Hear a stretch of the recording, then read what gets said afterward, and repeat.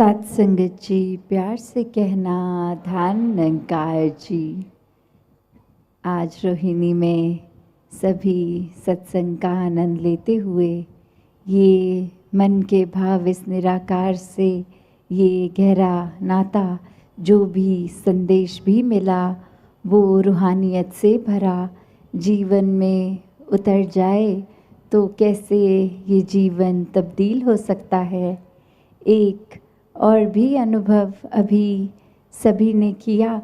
कि चाहे सत्संग के दौरान इधर से महात्मा कुछ कह रहे और पास ही कोई ग्राउंड में शायद क्रिकेट का मैच और कैसे वो आवाज़ उनके माइक की भी हम तक आ रही,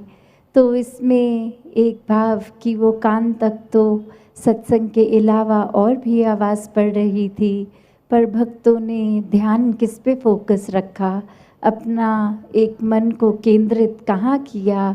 कि जो कोई क्षण भंगुर कोई थोड़े समय में एक एंटरटेनमेंट की तरह की इन्फॉर्मेशन या फिर सत्संग में दिया गया वो संदेश कि कैसे अपने जीवन को हम जीते जी भी और श्वास खत्म होने के बाद भी एक मुक्ति की जो बात होती है उस पे एक आधारित जीवन कि जब जब ये परमात्मा के दर्शन करके इसके एहसास में रहते हैं तो जीते जी भी जीवन सुहाना है और आगे भी एक परलोक की जो बात होती है कि उसके मोक्ष मुक्ति के भी हकदार बन जाते हैं। तो कैसे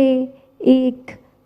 थोड़ी थोड़ी चीज़ों के पीछे जो आज है कल नहीं ये बदलने वाली और वहाँ परमात्मा जो हमेशा से एक जगह एक स्थिरता का प्रतीक, तो कैसे स्थिर जीवन को जहाँ जीना हर किसी के एक संभव है और कैसे छोटी छोटी चीज़ें अगर अभी आ भी रही हैं तो इस परमात्मा पे ही ध्यान केंद्रित रखेंगे तो कब आके चली गई वो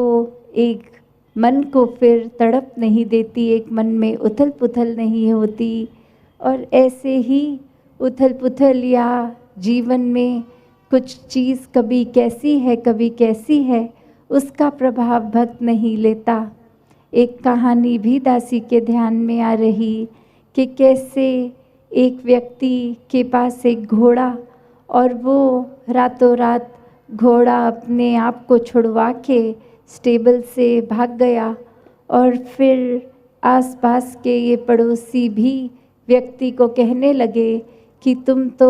परमात्मा में इतना विश्वास रखते हो, तुम्हारे साथ ऐसा कैसे हो गया, इतना नुकसान हो गया, इतना महंगा घोड़ा था तुम्हारा, भाग गया। और वहीं कुछ समय बाद देखते हैं कि वो घोड़ा अपने साथ कुछ जंगली घोड़े और लेके एक झुंड में आ गया और वही जो अड़ोसी पड़ोसी पहले कह रहे थे कि ये परमात्मा से जुड़ के तुम्हारा नुकसान हुआ, वही अब ईश्वर का उस व्यक्ति के साथ भी बोलकर कि नहीं आपने ठीक किया। पर वो व्यक्ति जब घोड़ा था नहीं था या वो अपने साथ कुछ और घोड़े ले आया तो उसके मुंह से हर बार यही बात निकली कि जो भी हो रहा है इस परमात्मा की रज़ा से हो रहा है, ये एक जैसा है वैसा ही ये ठीक हो रहा है। और आगे चल के उसी में से एक जंगली घोड़े ने दो लत्ती मारकर उसके बेटे को ज़ख्मी कर दिया और अब फिर वो पड़ोसी बोले कि ये सब होने से बेटे का नुकसान हो गया और फिर वह व्यक्ति बोलकर कि ठीक है इसको अस्पताल ले जाते हैं, पर जो हुआ है ये परमात्मा की रज़ा से ही हुआ है। और आगे वो समय उस राज्य में वो राजा अब जंग के लिए घर घर से नौजवान लड़कों को चुन रहा था और जब उसके घर पहुंच के देखा कि एक ही जवान लड़का पर वो एक फिज़िकली फिट नहीं है, एक टांग में चोट है, तो वो जंग में उसको साथ नहीं लेके जाते। और फिर वही एक दोस्त मित्र उस व्यक्ति के कहते कि ये घोड़े की चोट से इसका चोट लगना तो फ़ायदेमंद हो गया क्योंकि पता नहीं इस वॉर के बाद, ये जंग के बाद वापस सलामत आता भी कि नहीं। तो ये ठीक ही हुआ कि इसको चोट लग गई और ये नहीं जा पाया जंग में। और उस समय भी मनोस्थिति उस इंसान की यही कि ये भी हुआ है तो परमात्मा की इच्छा से, एक रज़ा में, एक भाड़े में रहकर हुआ है।